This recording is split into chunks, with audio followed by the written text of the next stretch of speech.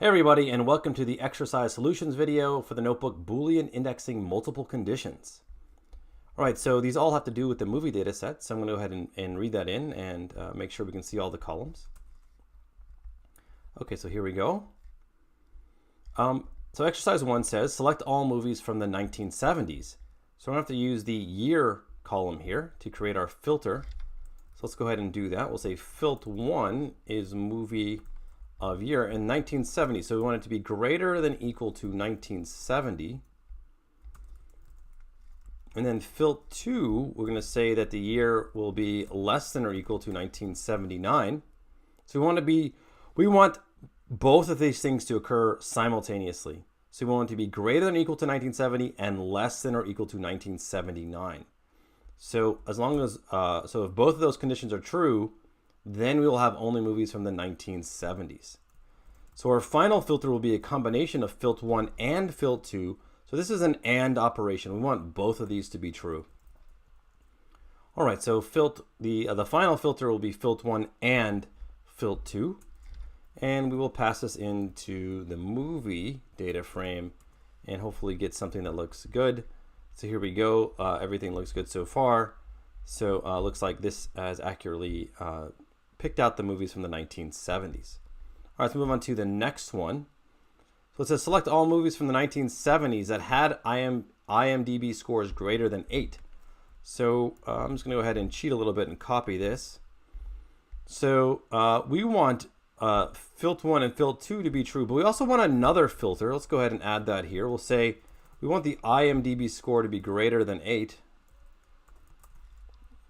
So we need to add another condition here. So filt1, filt2, and filt3. So this other one, we're just checking that this IMDB score is greater than 8. So we can combine multiple ands together. So all three of these have to be true. Make sure I put 3 here. So filt1, filt2, and filt3. They all have to be true for that particular value of filt to also be true.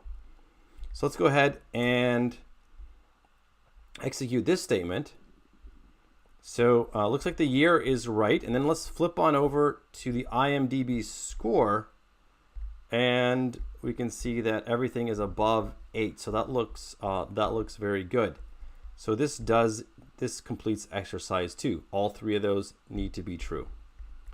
All right, here's another one. Select movies that were rated either R, PG-13, or PG. So this is a good time to use is in. So let's make a list of all the possible ratings that we want to return. So PG 13 and PG. So R, PG 13, and PG. And then our filter is going to use is in. So we'll say a movie of let's see what it is. The column is called content rating. It's not called rating. So content rating. We're going to do is in, and you give it the list or that you would like to search for each value in content rating.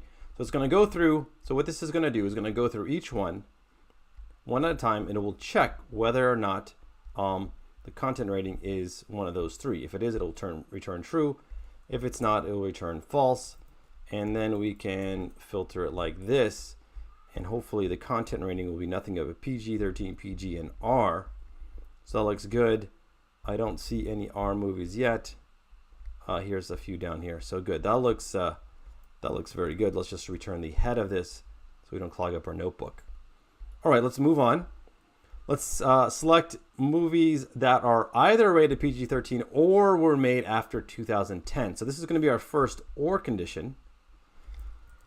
So the first filter is going to look at the content rating, and this is going to be a strict equality. We're rated exactly PG-13. And then filt2 will be the year will be made after 2010. So strictly greater than 2010. So we want either one of those to be true. So say filt1 or filt2. That'll be our final filter that we will apply. That we will send to just the brackets. So this just checks if the movie is PG-13. This one will check whether it's greater than 2010, and this one will complete the filter and ensure that either one of those are true. So only one of those has to be true. So it's an or condition. All right. So yes, if a movie is before 2010, or really before 2011, so 2010 and below, then its content rating must be PG-13. If it's greater than 2010, well, all of these actually are 2000. Let's see if we can find one. If it's greater than 2010, then it could be any rating. So I haven't actually found one that meets this condition. Oh, here we go. So if it's greater than 2010, then the rating does not matter. So I finally found one over here towards the bottom. All right. So that completes exercise 4. Let's move on to the next one. This is find all the movies that have at least one of the 3 actors with more than 10,000 Facebook likes.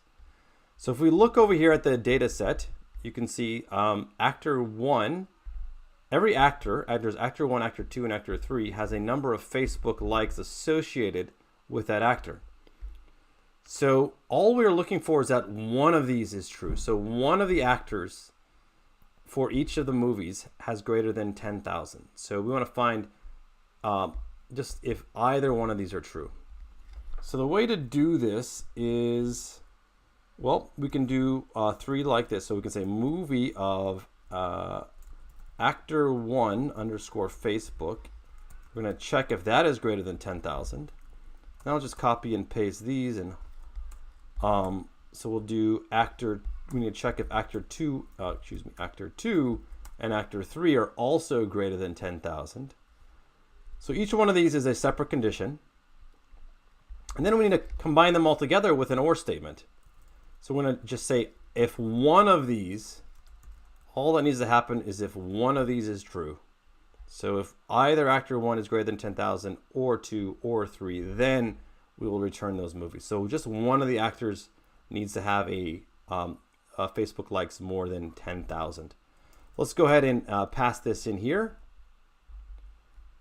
And let's verify that in fact what we have is correct.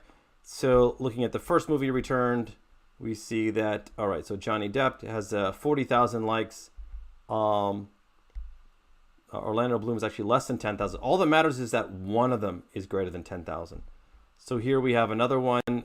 This actor has more than 10,000. Looks like most of these have actor 1 as the person with more than 10,000. Let's see if we can find one that it doesn't. There's some where there's 1 and 2 and 3 that all have greater than 10,000. So it's okay if we don't find it. That's okay. We'll just move on. But this is correct. This is how you would solve that problem with 3 filters and then using multiple or conditions. All right. So let's invert the condition from problem 4.